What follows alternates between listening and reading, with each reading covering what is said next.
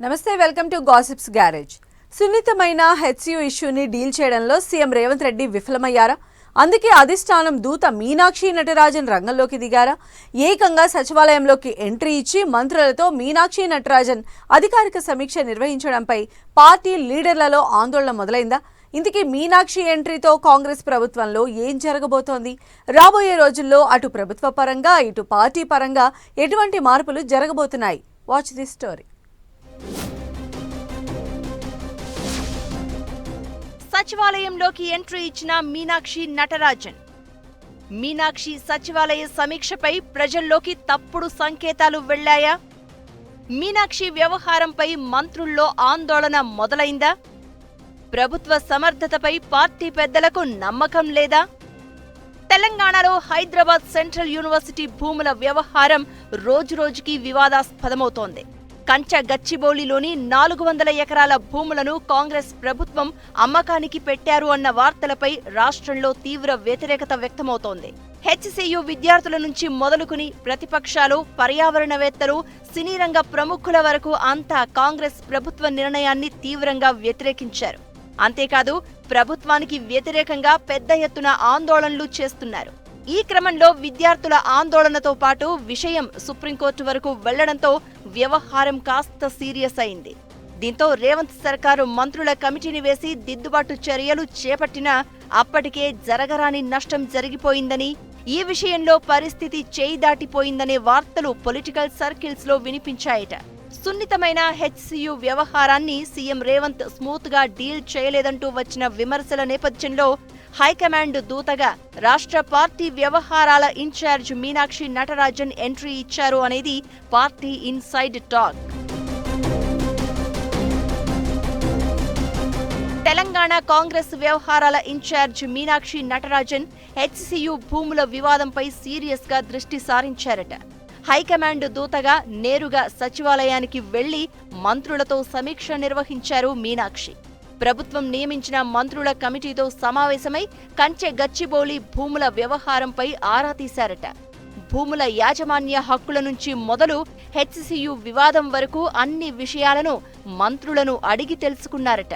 ఇక కాంగ్రెస్ పార్టీ అనుబంధ సంస్థ ఎన్ఎస్యుఐతో, ఆ తర్వాత ప్రజా సంఘాలతో వరుస సమావేశాలు నిర్వహించిన మీనాక్షి నటరాజన్ దీనిపై అధిష్టానానికి నివేదిక ఇచ్చేందుకు సిద్ధమయ్యారట. ఇంతవరకు బాగానే ఉన్న మీనాక్షి నటరాజన్ వ్యవహారం ఇప్పుడు కాంగ్రెస్ ప్రభుత్వ పెద్దలను ఆందోళనకు గురి చేస్తోందట.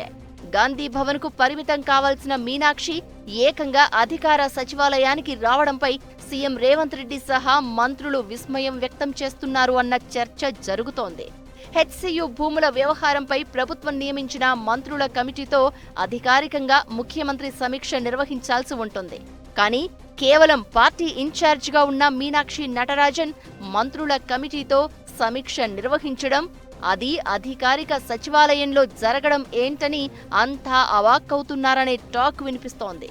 ఢిల్లీ పెద్దల ఆదేశాలతోనే మీనాక్షి ఇలా చేశారా, లేదంటే తనంతట తానే ఈ నిర్ణయం తీసుకున్నారా అని మంత్రులు ఆరా తీస్తున్నారట. అసలు సచివాలయంలో మీటింగ్ వెనుక ఏం జరిగింది, దానికి దారి తీసిన పరిస్థితులను తెలుసుకునే ప్రయత్నం చేస్తున్నారట మంత్రులు.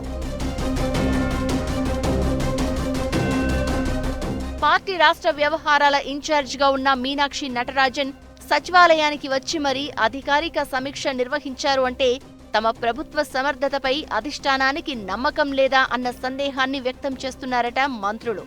అందులోనూ హెచ్సియు భూముల వ్యవహారాన్ని సరైన పద్ధతిలో తాము డీల్ చేయలేకపోయామా అన్న డైలమాలోనూ పడ్డారట అమాత్యులు.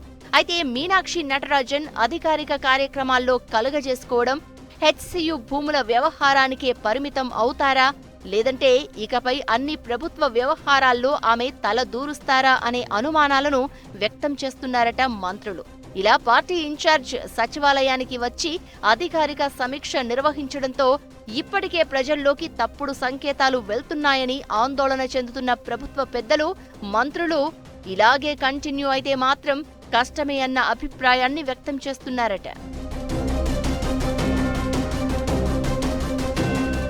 మొత్తానికి హెచ్సియు భూముల వ్యవహారంలో అధిష్టాన దూతగా మీనాక్షి నటరాజన్ ఎంట్రీతో రాబోయే రోజుల్లో ఏం జరగబోతోందన్న చర్చ పార్టీ వర్గాల్లోనూ ప్రభుత్వంలోనూ నడుస్తోంది. పార్టీ వ్యవహారాల ఇన్ఛార్జ్ గాంధీ భవన్ కు పరిమితం కాకుండా సెక్రటరియేట్ వరకు వచ్చారు అంటే ప్రభుత్వ సమర్థతపై నమ్మకం లేకనా, లేదంటే తమ పాలనపై ఢిల్లీ పెద్దలకు అనుమానమా అనే ఆందోళన మంత్రుల్లో కనిపిస్తోందట. మరి ఈ విషయం ఎటు నుంచి ఎటు వెళ్తుందో చూడాలి.